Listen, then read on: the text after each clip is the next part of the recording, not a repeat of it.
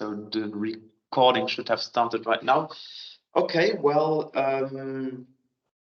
Charles Tinify from Convis will present you today how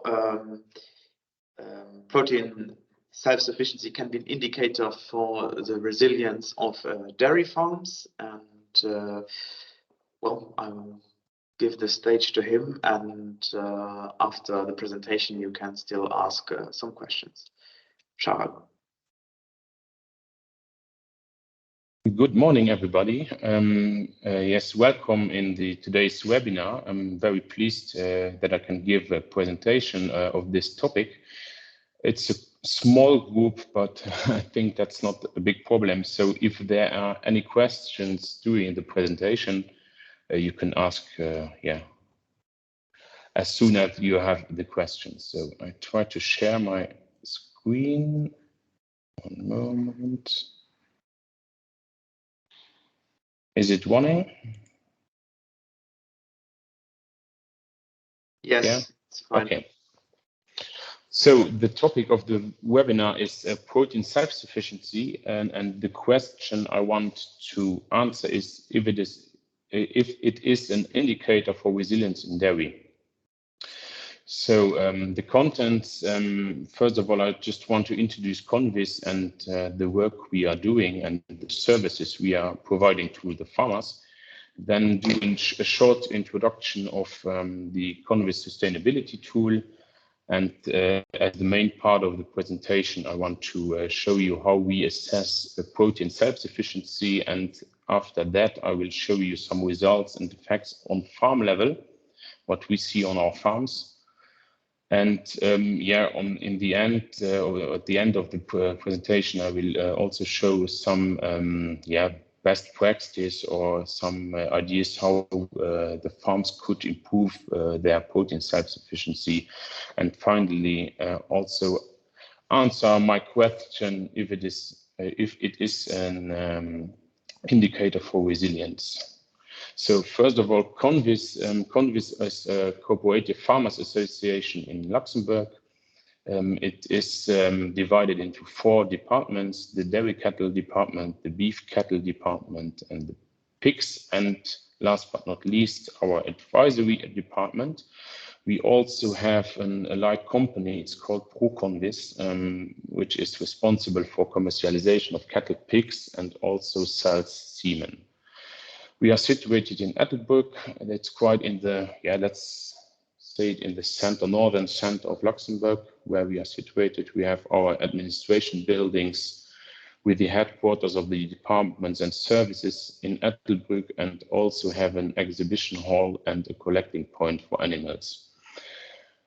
At the time, we have 85 employees, administration, milk recorders, and so on.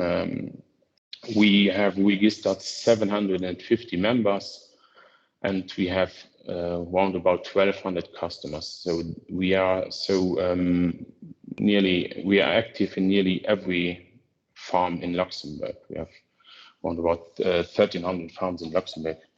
So that's what Convis, there you can see the importance of Convis itself.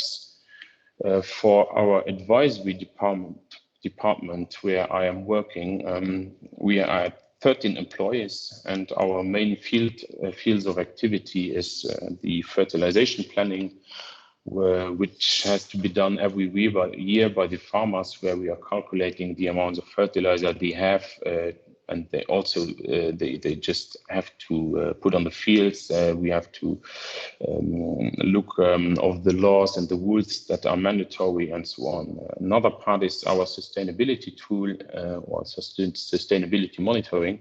That's some kind of life cycle assessment we are doing. Also a big part is the animal production advisory. So we are independent. We are not selling any feed for the cattle, and so we are calculating the feeding rations and so on.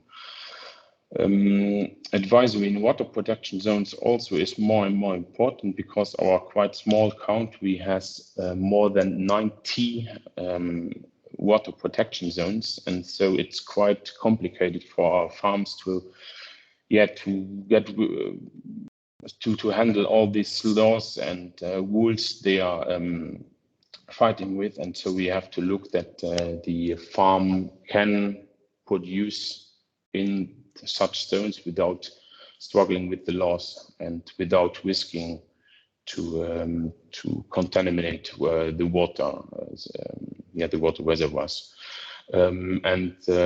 Further, we are also doing some administrative service for the farmers, for all the papers coming from the government, from the European Union. So we help to fill them out and many more.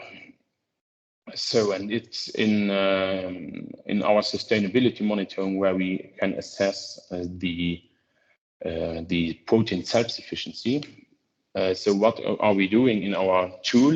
We are just putting the data from the bookkeeping in our software, and within round about 1 to 2 hours, we are from raw data to a whole farm evaluation, and we can deliver some reportings for the farmers. In an average year, we are doing we are monitoring 250 farms. That these are beef farms. It's only arable, crop farms and also dairy farms. So here's some basic results. It's in German. If there are any questions, just ask me. We are monitoring the whole farm system, so we get results concerning the nitrogen balance, phosphorus and potassium balance. We calculate also figures like the balance of soil organic carbon. We have some figures and indicators of fertilization efficiency and so on. That's on farm level.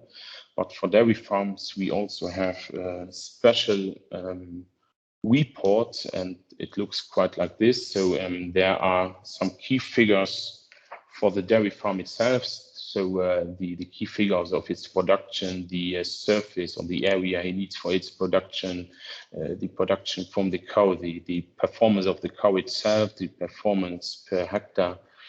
Calculated in energy corrected milk. We calculate also the performance coming from the forage itself, the own produced forage.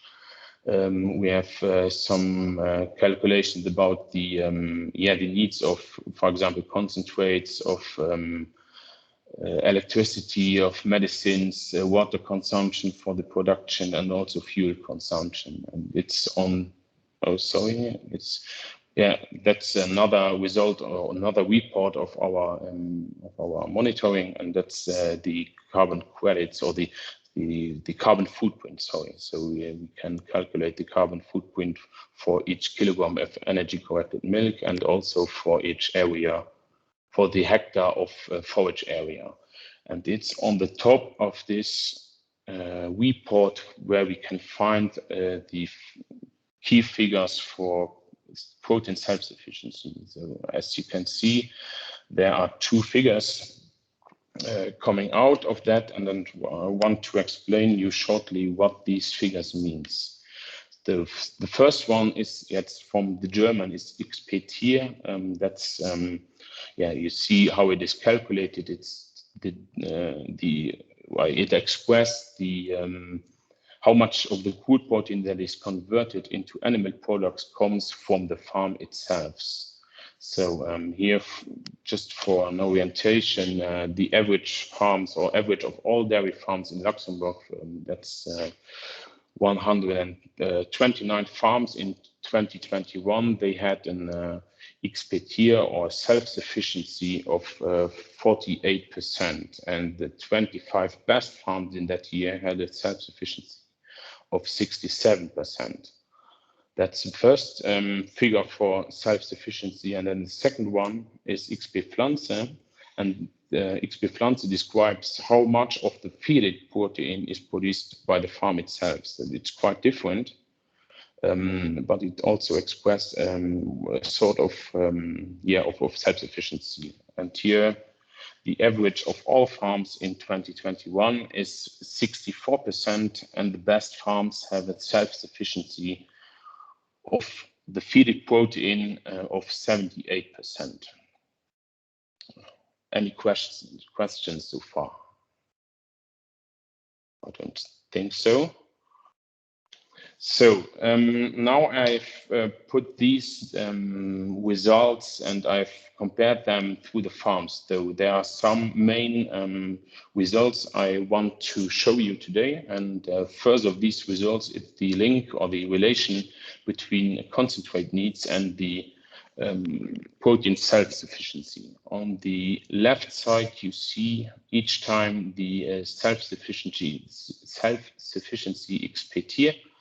And on the right side, you see the self-sufficiency XP Pflanze.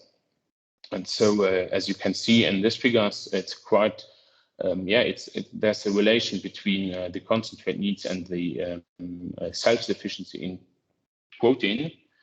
And what does this mean? So it's quite strong, especially in XP. So the 25 best farms in Luxembourg need 60 or around about 70% less concentrates than in average farm. That's a lot. And in terms of per liter of milk or per kilogram of milk, it's 47 grams less of concentrates. So that's the first result coming out from the calculations. Then another part or another result coming out are the cost for feed purchase. That means everything that is bought from the farm, the concentrates, even forage bought from other farms. So there's an even stronger relation between the crude protein and the feed purchase, or the cost for feed purchase.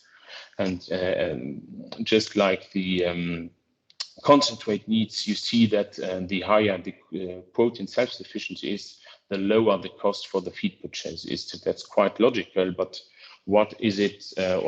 What effect does it have on farm level? So the average farm, or the 25 best farms of the in the year 2021, they have 30% lower costs for feed purchase than an average farm. And per liter of milk, this means that they have around about 3.5 euro cents less cost per kilogram of energy corrected milk. And I think that's quite a lot in a time of very fluctuating markets, where there is quite an influence, quite an unsure price market and so on.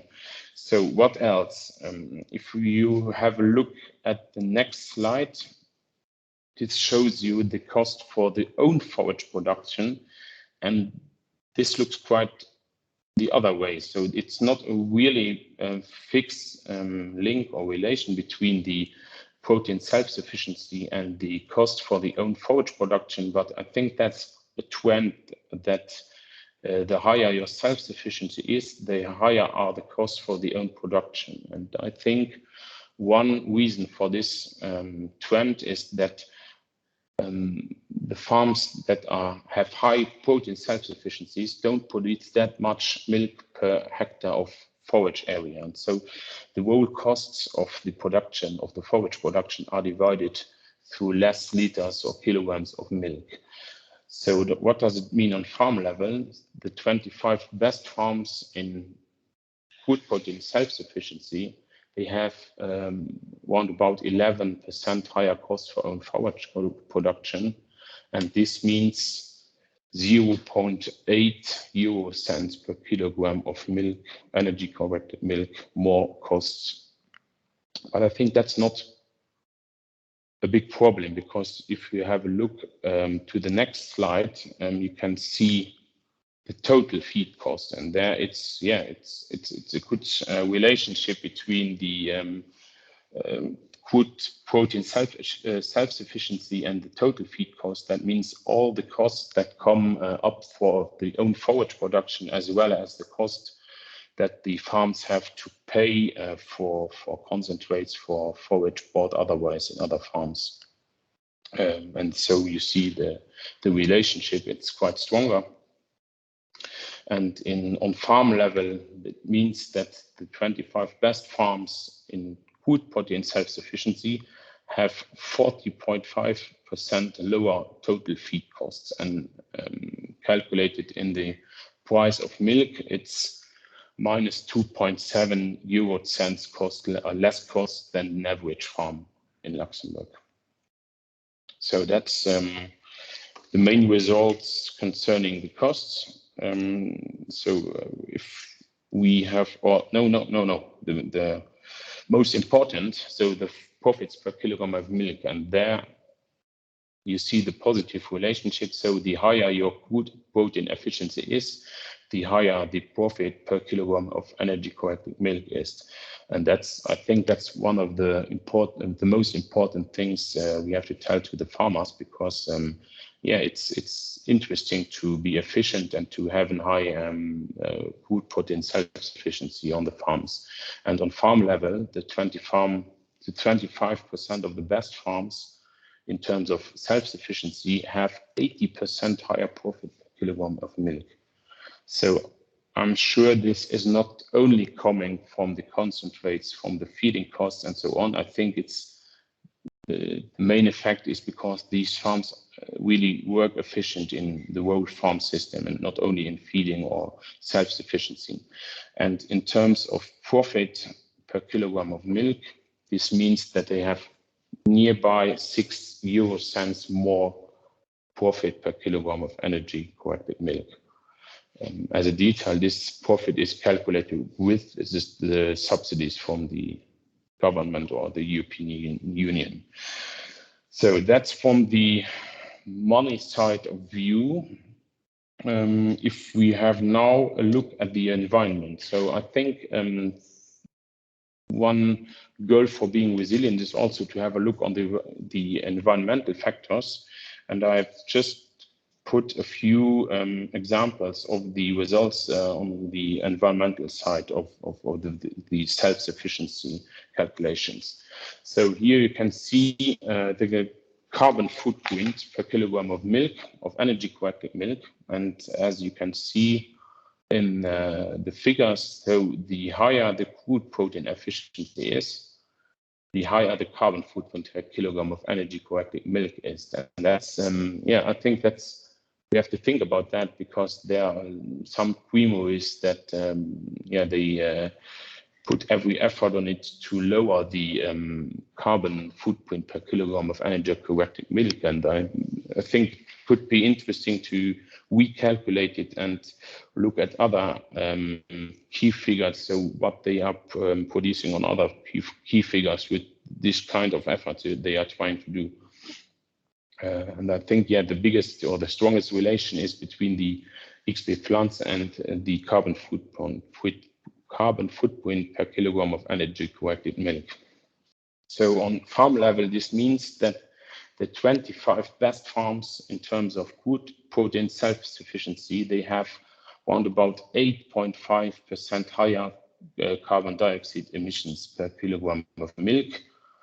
And this means that they are, yeah, in absolute figures, it's 0.008 kilogram of carbon dioxide per kilogram of energy corrected milk. So they produce more carbon dioxide per kilogram of energy corrected milk. If we have a look on the carbon dioxide, on the carbon footprint per hectare of forage area, it's yeah, it's another effect we can see. So there's a more strict relation between the self-sufficiency. So the higher your self-sufficiency is, the lower your carbon footprint per hectare is. And this is the result of the whole input on the farm. So the lower your input is, the lower concentrate you need, the lower forage you have to buy, otherwise the lower your carbon footprint is. And that's a quite interesting effect. And on farm level, it means that 25 best farms have around about 7% less carbon dioxide emissions per hectare of forage area. And this means 650 kilogram of carbon dioxide they are not emitting compared to an average farm. So far for the carbon footprint. Now, yeah, quite a more complicated graphic on the ammonia emissions. so it's in German. So if you need some explanations, just ask me. But this graphic shows the relation between some key figures of the farms and the ammonia emissions on these farms. And so the the more on the left side the arrows are, the more negative the more negative the impact of this figure is on the ammonia emission of the farm. And for example, the nitrogen overshoot, the amount of milk produced per hectare, the unused protein per hectare, and so on. And the more on the right side the arrows are, the more positive they are in terms of ammonia emissions. And on this side, you can see the nitrogen efficiency, but as well the protein self-sufficiency key figures that I just introduced to you. And the fixer, or the more on the can I say it? Can I explain it? The closer we are to the horizon line, or to the horizon, the stronger the relation is. And so we can see that these figures, these key figures, crude protein efficiency, they have a very, very strong relation to the total ammonia emissions of the farm. So I don't have other results in terms of the best farms, because we have not calculated all the ammonia emissions yet. But this is the relationship between the crude protein efficiency, self-sufficiency, and the ammonia emissions. So what are now the best farms doing better? So I just want to present you some short results. It's what we see on the farm itself, on our daily work, but also the results or the ideas coming from other projects, and especially from the Interact project Autopods. And I think there are many things that farmers can do or could do to improve their protein self-sufficiency. So first of all, I think it's quite logical. They have to produce best forage quality. So it's all about grass rot management, weed sowing, having good qualities of grass. The mowing time is really important to have high digestibility, high crude protein contents in the sward and in the grass itself. The conservation management plays a big role on the roll forage quality, as well as the fermentation quality. Another point of view is the precision in feeding. So if you want to use most of the own produced food protein, I think we have to calculate well equilibrated rations. So to avoid total protein loss on our feeding system, we have to avoid luxury consumption of concentrates. So in robots, and and also on the cubicles itself. And we have to look for the correct complementation of the ration, so that all the concentrates that are bought from the farm fit the best to the ration calculated. And all in all, it could also be an idea to reduce the protein content of the ration, but this just so far that it has no impact on the performance of the cows. But that's quite challenging, and so we really need more precision in the feeding systems on the farm.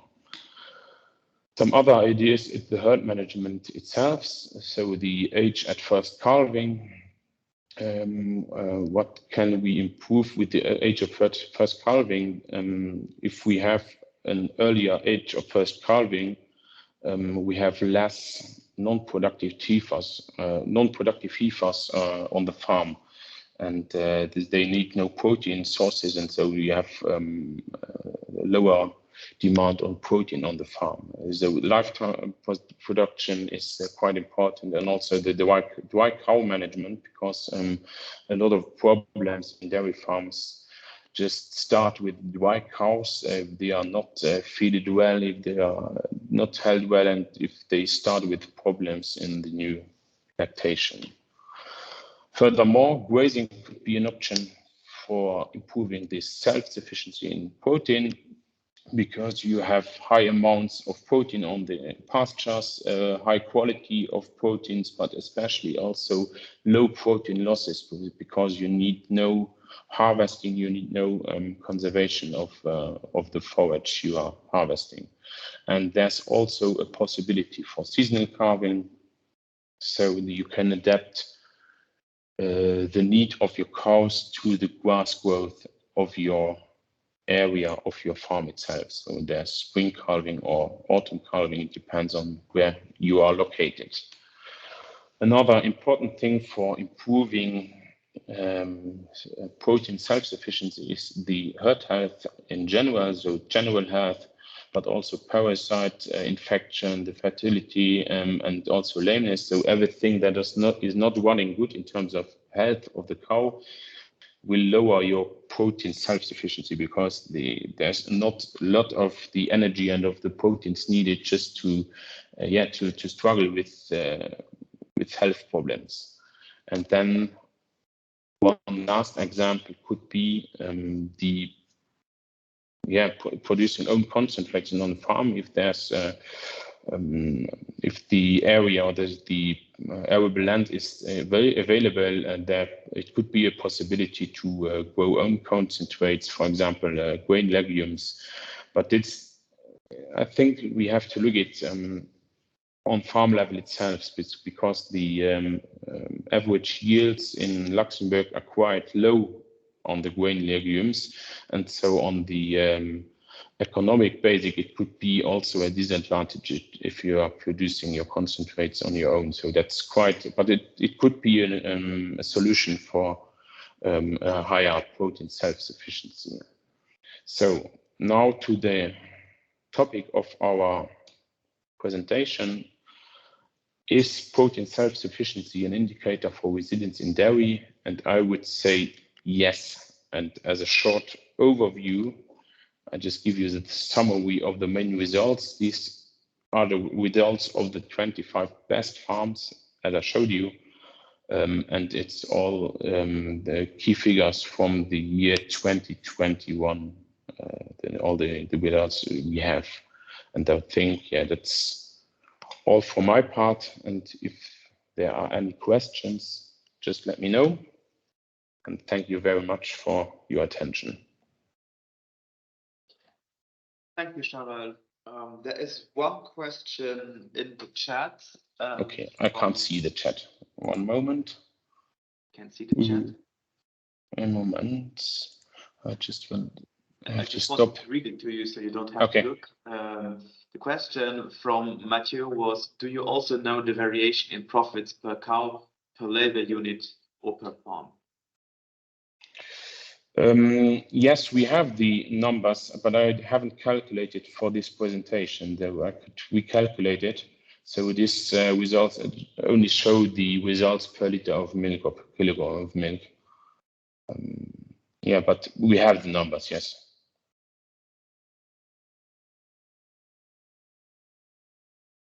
Are there any other questions? No. I have one question. You talked about grain legumes in your one of the last slides as a possibility to increase protein self-sufficiency. What about forage legumes like red clover or alfalfa? Yeah, of course it is a solution, but it's I think it's the fact that best forage quality through grassrot management. So if you can hire with the forage legumes, you can hire the whole protein content of your forage. So it's a solution. It could be a possibility. But we also know that we have some difficulties in conservation management and fermentation quality and so on. So but you can hire, or you can increase the content of protein in your forage. Yeah, that's right.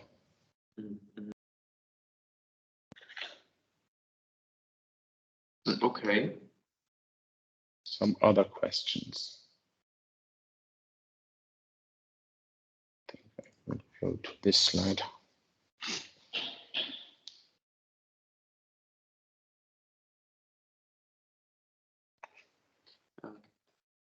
I see. Matthew asked, how do you explain the higher carbon footprint per kilogram ECM?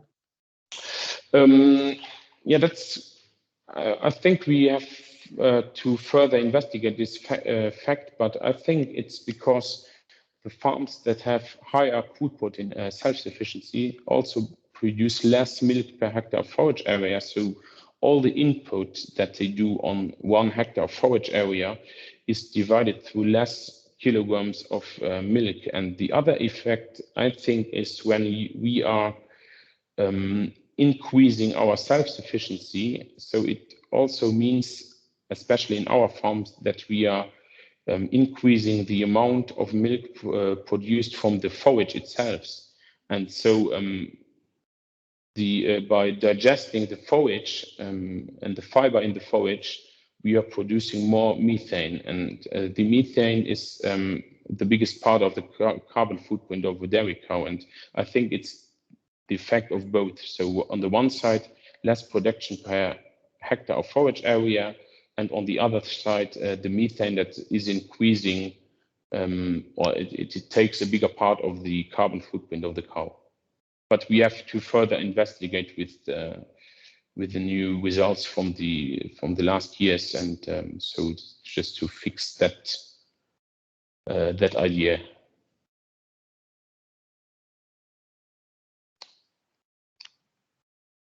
Some other questions.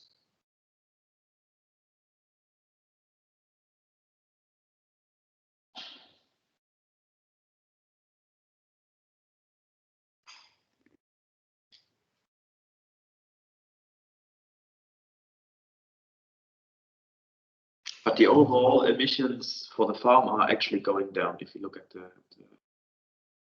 the surface of the farm. Once again, sorry. So, but the emissions per hectare of land are going down. That means the emissions of the total farm, the total emissions of the farm are going down.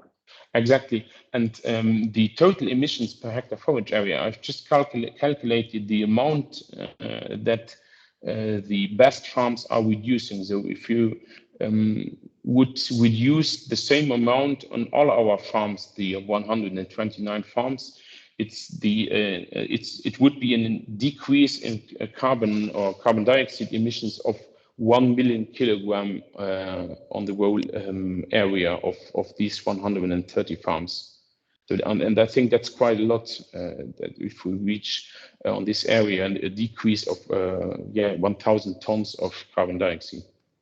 So it would be a way to decrease national emissions from. Yes, national emissions, yes, but per kilogram of milk, actually we see other results per kilogram of milk, and that's the big question. So what strategy are the big creamers running if they want to decrease the carbon footprint per kilogram of milk?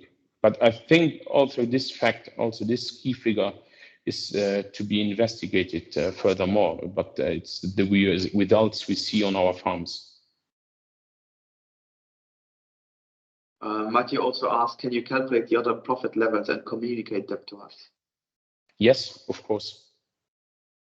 So the question was, I just will take some notes. The profits per cow and per labor unit. Yes. Is it? Okay. Yeah, I will calculate them. Right. If there are no other questions, I would close the seminar. And thank you all for your presence. Thank you, Sharat, for your very interesting presentation. And well, that's it from my part. Okay, thank you very much for listening and also for the invitation. Thank you. Okay, well then. Thanks. Bye. Bye. Schwupps, sind sie fort.